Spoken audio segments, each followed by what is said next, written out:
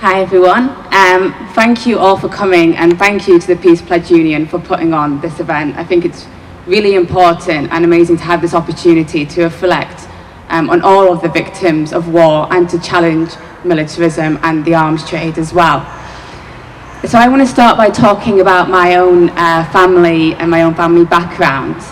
My father is Palestinian and my mother is Iraqi. And in 1920, shortly after the Balfour Declaration, which was when Lord Balfour, the UK Foreign Secretary, issued a statement which basically called for a Jewish homeland in Palestine. In Palestine, where the vast majority of the indigenous population were not Jewish. So basically it called for the ethnic cleansing of the indigenous population of the Palestinian people. And it was in the 1920s when my own great-grandfather was shot and killed by a British soldier, leaving my great-grandmother, a pregnant woman at the time, in historic Palestine, which at any time is not an easy job to do, but definitely not back then. And actually, if she wasn't pregnant at that time, I wouldn't exist here today. It was several decades later, in 1948, which we call the Nakba, which translates into English as the Great Catastrophe, when the Zionist militia, backed by Western governments, went and forced out more than half of the Palestinian people from their homes. That was 750,000 Palestinians forced to leave their homes. Many were killed, women were raped, and they were forced to live into the corners of Palestine, which were later occupied by Israel's military regime, and over 500 towns and villages were destroyed. It was in 1967 when my dad was a young child at the time, and he was with his younger brothers and sisters, and they were in the front room of their house hiding underneath the table because the Israeli military was shooting into the window of their home. And the only way that they managed to survive was by crawling through the back of their house with just the clothes that they had on their backs and without any shoes on. They had to essentially run for their lives. They stayed in caves for several days without any humanitarian aid, and eventually they made their way over to Iraq, which is where my mother's family is from. My mum, I have a huge family on both sides of my family, and my mum's family, she's one of 11. So basically, from both sides, we were the only ones who actually went to Britain or went to the West and were not in the Middle East. And I've seen how my family has suffered throughout the invasion, the UK-US invasion of Iraq. I've only managed to go back recently in the past few years to see my family. But I remember in 2007 when we hadn't heard from them for several months, and we didn't know if they were dead or alive. There was no connection and there was no network there. It had been destroyed. And the only way we found out was by a neighbour travelling out and managed to contact our family to let us know that they were in fact alive. Recently, when I've gone over, I have a lot of young cousins. One is called Zara, and she's a very sweet little girl, very bubbly. And you couldn't imagine what they've seen and what they've gone through, seeing their neighbours be killed, seeing my uncle be beaten up with the back of a gun by American soldiers whilst they searched the house and found nothing, but they still left them beaten on the ground, beaten in front of my young cousins. And the trauma that they face is very, very real, and something which you cannot take away. And I remember she was drawing a picture, and she's brilliant at drawing, and she was drawing 2 unicorns, and then she started to draw them with a knife to each other's neck, drawing blood.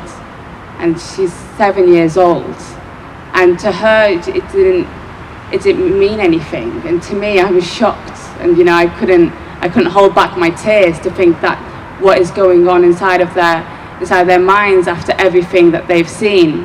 My other cousin, who was 14, who witnessed his dad be beaten up by soldiers, no longer goes to school. He has PTSD and hasn't been able to, and his future has essentially been destroyed, as has most of their futures.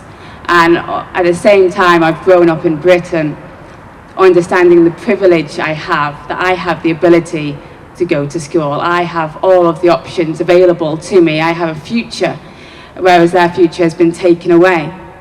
In Gaza, Gaza has been under a brutal blockade and an occupation for over a decade.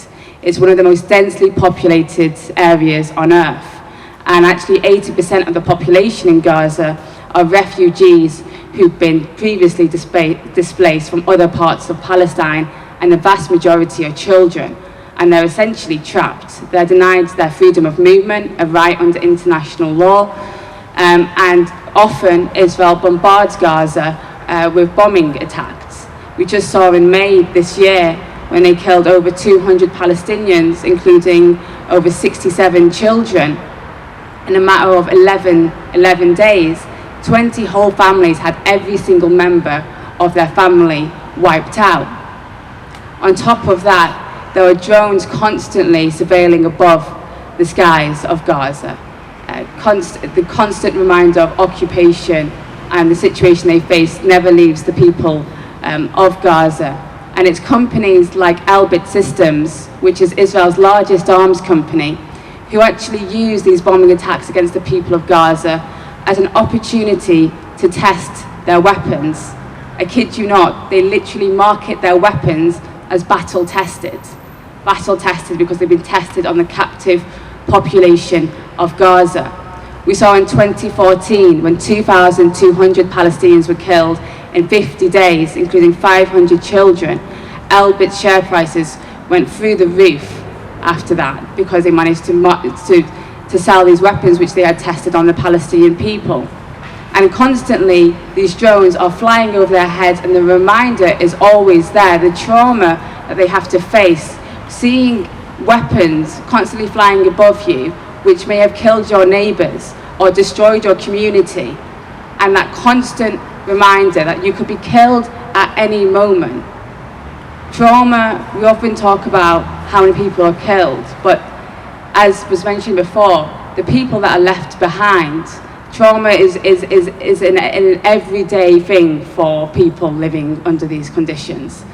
And it's companies like Elbit who manage to profit off the back of this and who operate here on our doorsteps. They operate in 10 different sites across this country. And essentially they use Gaza as the laboratory. They're building their weapons here and they export them to other oppressive regimes across the world. We know, for example, India is the largest importer of arms from Israel, which is used against the occupied people of Kashmir.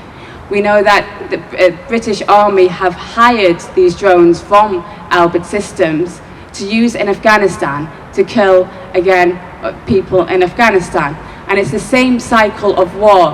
And not only are these drones then and these weapons used to force families to flee, but they're now also being used, they've got a recent contract with the UK Civil Aviation Authority to use these very same drones to surveil the channel to stop migrants from seeking refuge in this country. So people are forced out of their homes, and then when they flee for safety, our response is the same companies are profiting to ensure that they don't get here. And this is the reality, but at the same time, they operate in front of us, which means we have an ability and an obligation to do everything we can to stop it. Because at the end of the day, they never build these weapons in front of the people that they will kill. They build them here in front of us.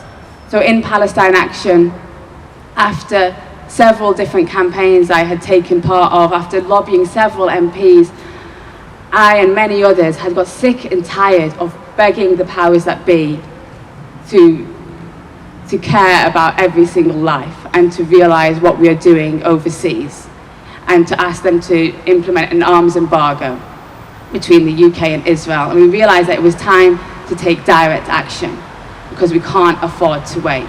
We can't afford to let these companies continue to build these weapons and send them across the world to kill yet more and more people.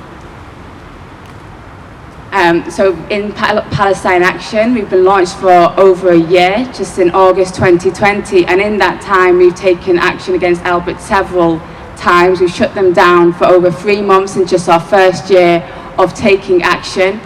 We've cost them millions and millions of pounds, but most importantly, we've disrupted their production.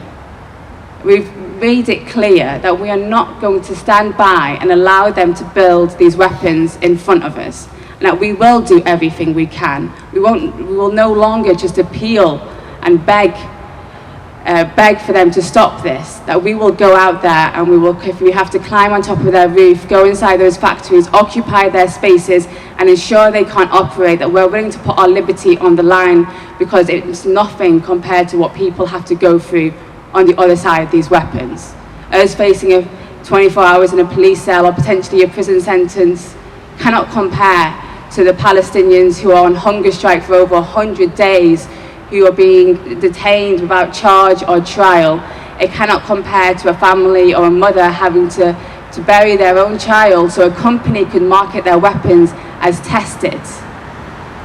So I ask today, while we reflect and remember and grieve for all of those killed by war and colonialism, that we also reflect on our own positions and what we can do in order to stop this from where we are.